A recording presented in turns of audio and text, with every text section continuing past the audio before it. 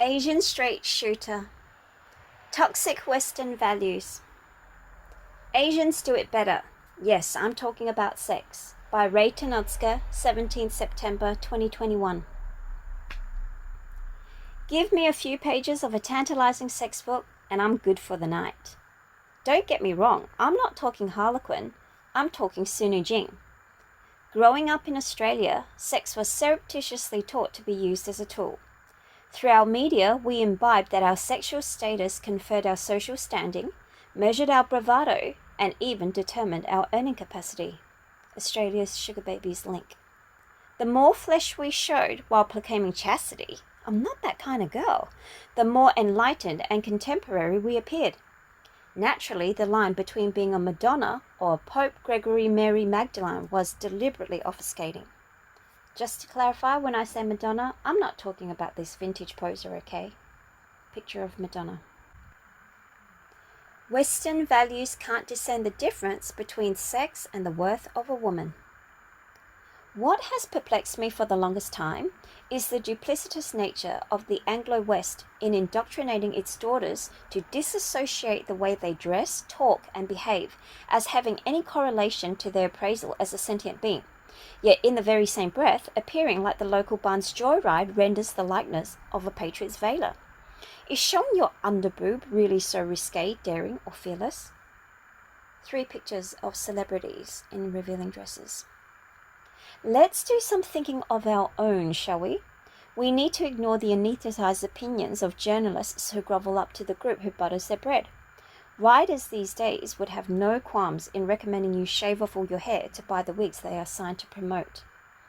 If going near naked is indeed heralding a legion of nouveau bravery, why not give a shout out to our coma girls?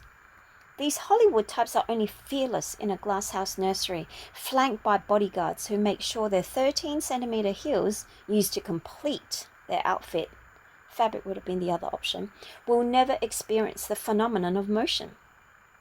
Who can actually walk for more than 5 continuous minutes in a pair of Manano Blahnik Compares?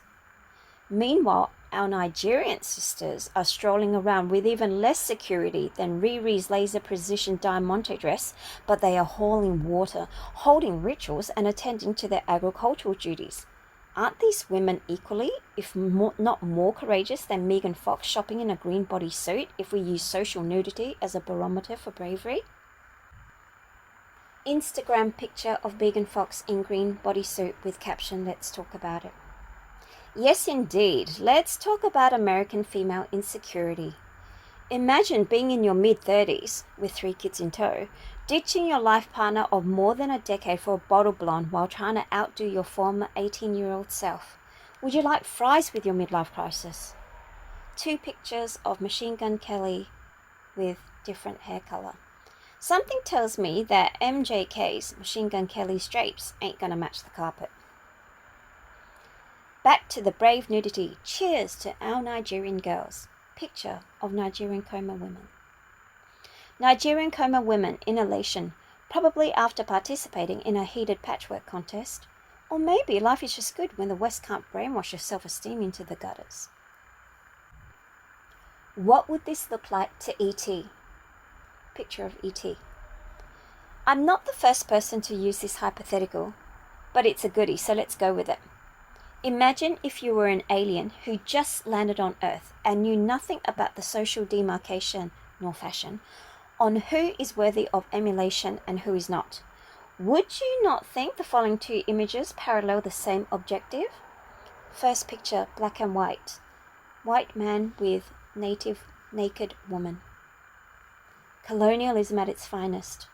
Second picture, Rose McGowan in see-through dress with partner.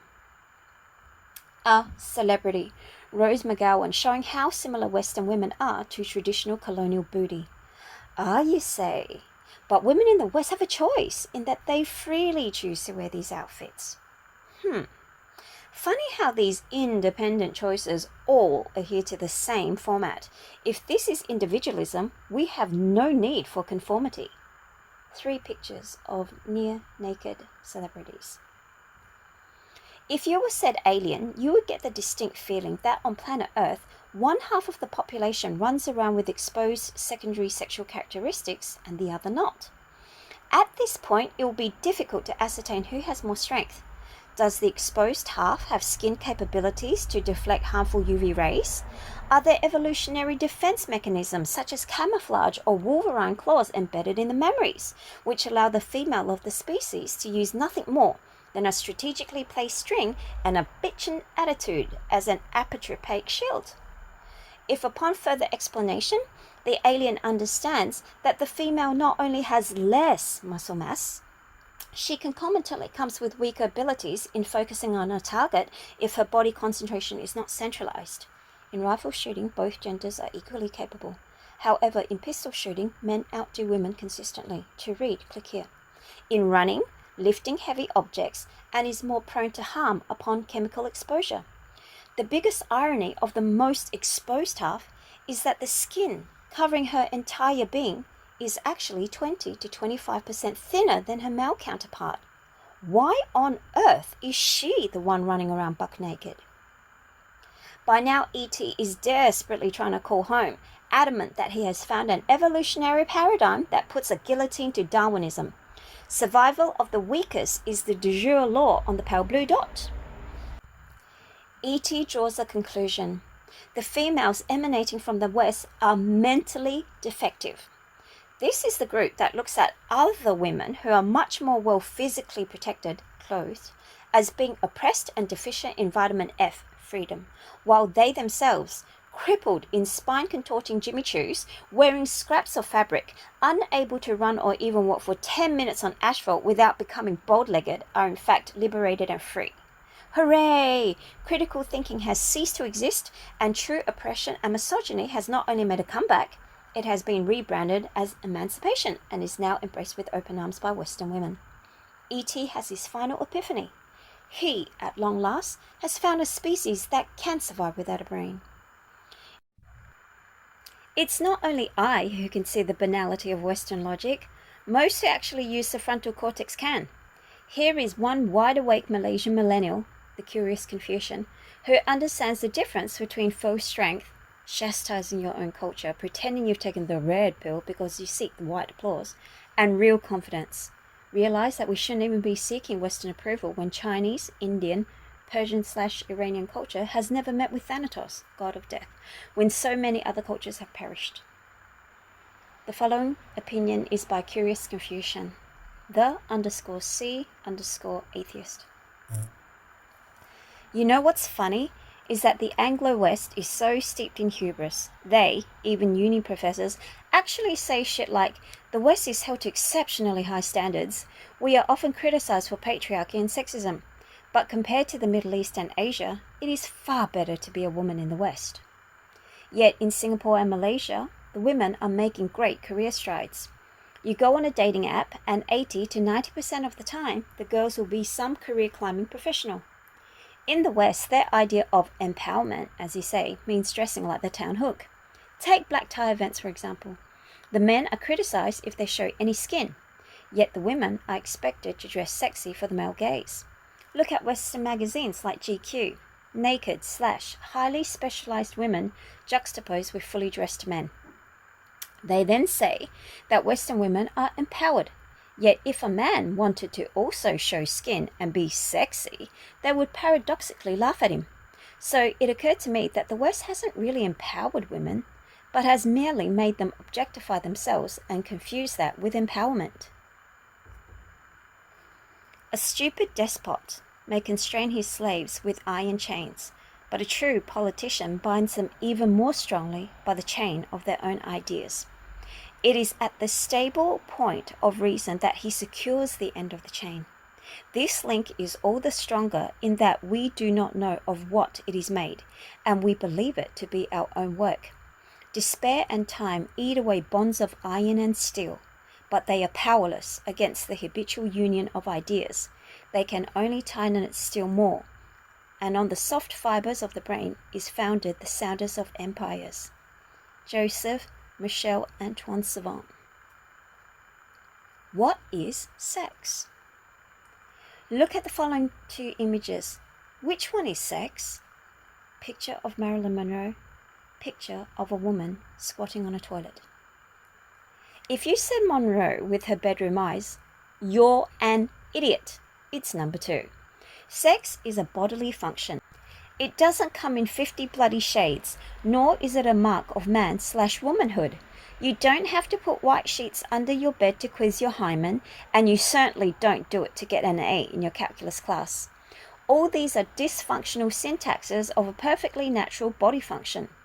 This is why I keep reiterating that the West is abominably stupid, and we, the rest of the world, became equally as obtuse when we started believing they are the ones who we should be listening to. Remember in the beginning when I said I love nothing more than to curl up to Sunujing? Why? Because it's a sex book about sex and not a delusional metaphysical Bible on the magic of an ordinary act. Here's the clincher. This book of common sex sense was written before the Han Dynasty, 202 BC to 220 AD, which means the Chinese of yesteryear already understood that sex was a salubrious practice to engage in sans remorse and guilt. This manual focused on the art of seduction and body maintenance for the sake of preserving health.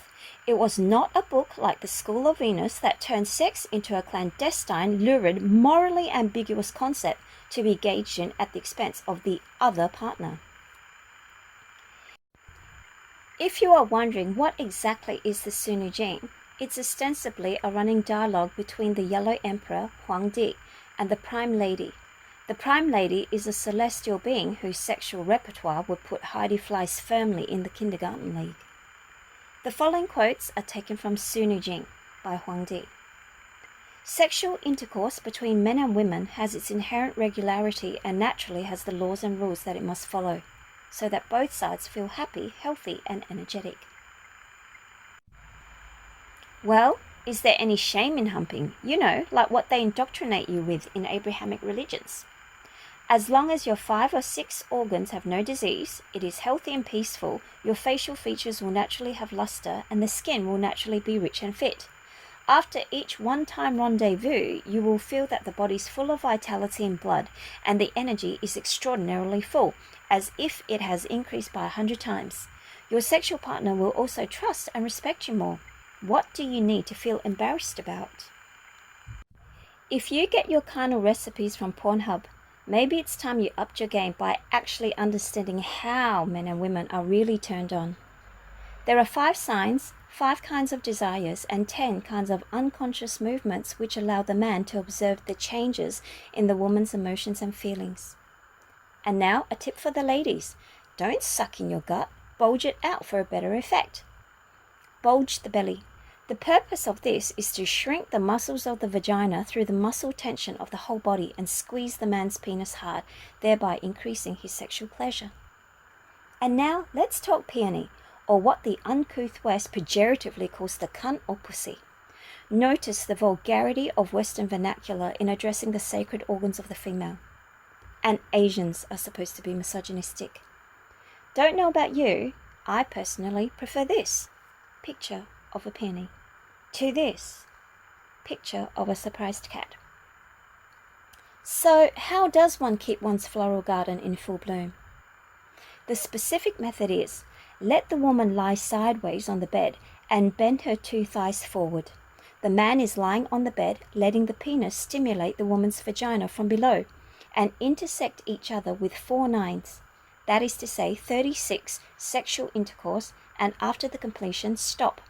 Preserving and doing this every day can not only reconcile the blood of both men and women, but also treat the vaginal deficiency of the woman. Was it only the Chinese who were sexperts? Nope. Indians were equally as well versed in the carnal arts. Because of our hubris and single-digit IQs, we of the Western trained mind see everything pertaining to sex as beastly. In the same light as viewing Japanese geishas as prostitutes, we think the Kama Sutra is an ancient porno subscription.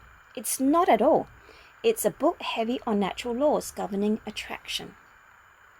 Good sex in the West these days mean asphyxiation, jamming the baby stick past the esophagus or taking one up the Hershey Highway. This is the biggest crock of shit ever propagandized. Why?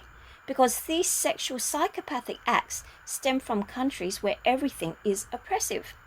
How perversion initiates and propagates is by the refusal to see things as they are, but rather assign a subjective moral property to it. It doesn't take a genius to figure out that the more taboo something is, the more our curiosity is aroused.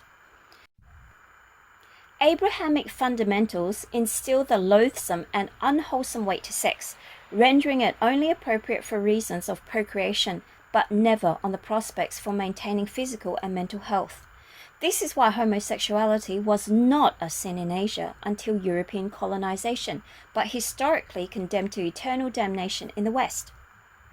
So how was sex viewed in ancient India?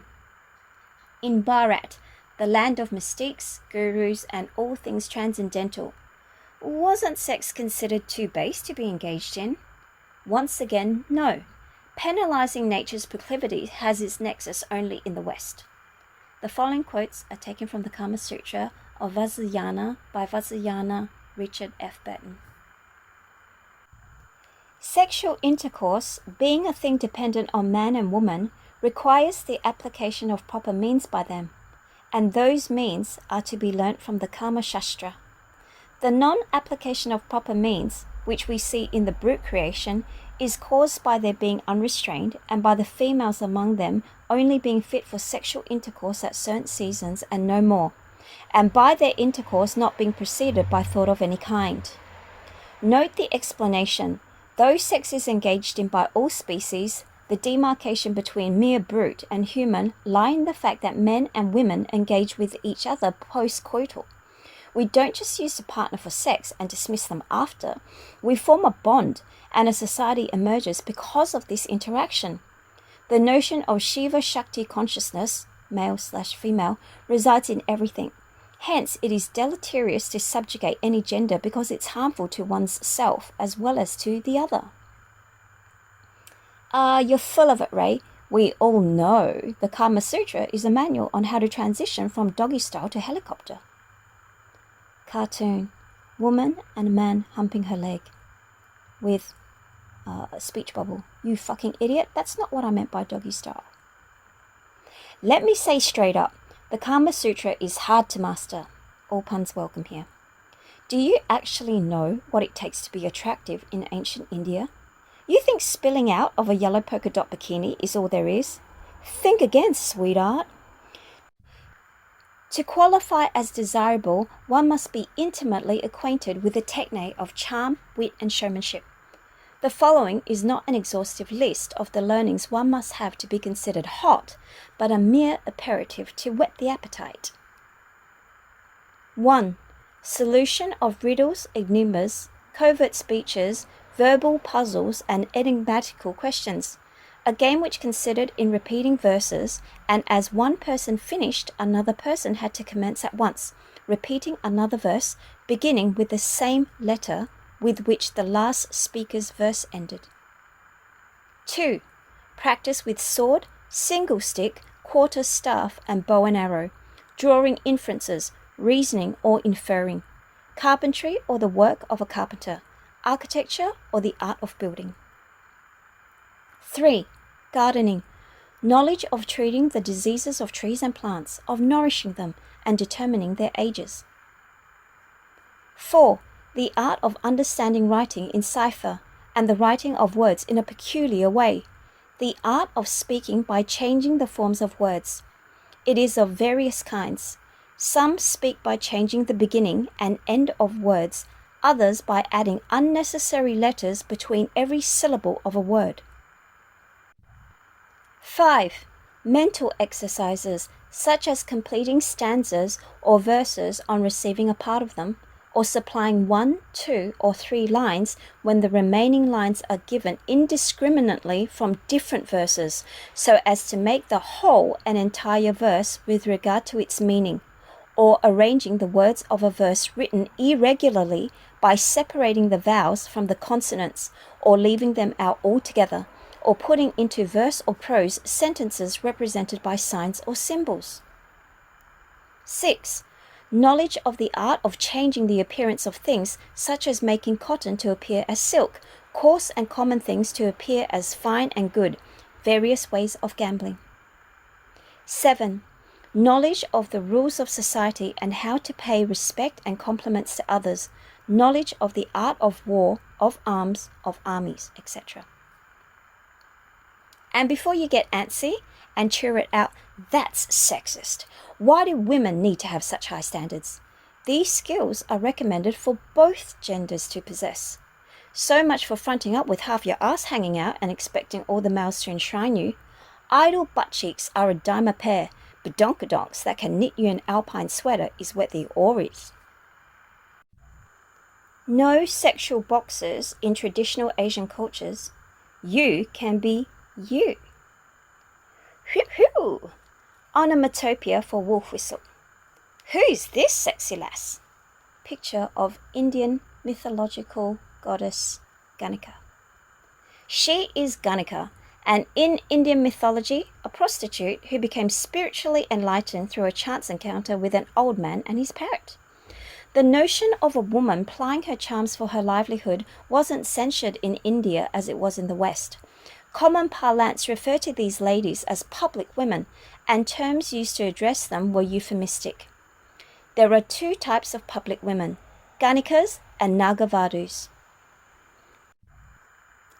Ganika, probably deriving from the myth, means royal courtesan. Her less prestigious twin, Nagavadu, translates to bride of the city. These two terms carry much less consternation and stigma than whore. Whore itself is perhaps a Germanic euphemism for a word that has not survived. The Old English vowel naturally would have yielded hur, which is the pronunciation in some dialects. It might have shifted by influence of Middle English homonym, whore, physical filth, slime, also moral corruption, sin, from Old English whore. Etymology Dictionary, link provided. The Kama Sutra not only condones public women, but offers tricks and tips to keep her at the top of her game. She may eventually become the creme de la creme of society if she masters the art. A public woman endowed with a good disposition, beauty, and other winning qualities, and also versed in the above arts, obtains the name of a Ganika, or public woman of high quality, and receives a seat of honor in the assemblage of men. She is, moreover, always respected by the king and praised by learned men, and her favor being sought for by all. She becomes an object of universal regard. If you were tempted to argue that fame brings clout, but ordinary women in India could not seek personal fulfillment outside of marriage, wrong again. Mastering the Kama Sutra brought independence for everyone. If a wife becomes separated from her husband and falls into distress, she can support herself easily, even in a foreign country, by means of her knowledge of these arts. Even the bare knowledge of them gives attractiveness to a woman. The binary of good versus bad is distinctively Western. Barely any other civilization uncorrupted by them ever thought of life in such exigent terms. Now, let's move on to ancient Japan, before Western invasion turned them into Asia's numero uno menace. New York Times article, When Japan Had a Third Gender. To read, click here. Link provided. That's right, Japan had a third gender. But it wasn't anything like our rabid spitting of letters, LGBTQ. Japan had wakashu culture, and no one who engaged in it had to have a coming out moment, with Nan threatening to disinherit little Bobby if he continued to hold hands with George instead of Georgina. The wakashu was a young male from the cusp of puberty 2-3 seconds before the emergence of a 5 o'clock shadow. If you want to know what the Western aesthetic equivalent is, it would be Germaine Greer's The Beautiful Boy. Picture of Germaine Greer's The Beautiful Boy. We are looking at any age between 10 to 19. Remember, in feudal Japan, most people didn't live past 40, and a boy blossoming into manhood was sexually pursued by both men and women. This practice was not stigmatized, and the older gentleman who wanted to tap that young ass had to prostrate himself to the ethereal beauty. He had to appease the wakashu by giving him deference, in a society where seniority and respect accords with age, and by pledging his devotion. In short, the wakashu was pursued in the same manner as a girlfriend. If the elderly gentleman was unattractive, the wakashu may still grant him the pillow on the grounds of sincerity. The wakashu concomitantly had sexual liaisons with women who lusted after him too. Not one of these characters thus far needed to pledge allegiance to a term which reflected only their sexual desires, and they certainly didn't need to hold unsightly parades telling everyone who they liked to have sexy times with. Why? Because it wasn't necessary. Sex throughout Asia was always seen to be a natural act. They didn't assign grotesque, hell-ensuing consequences for something as mundane as eating, shitting, and breathing. The next time you hear anyone, and I mean anyone, tell you that the West brought enlightenment, you are now armed with enough historical ammunition to destroy their delusion. The West didn't settle iniquities and give rise to liberty. Those bastards took them away from us. Don't bloody thank the person who set your hair alight just because he's now willing to sell you a discounted wig.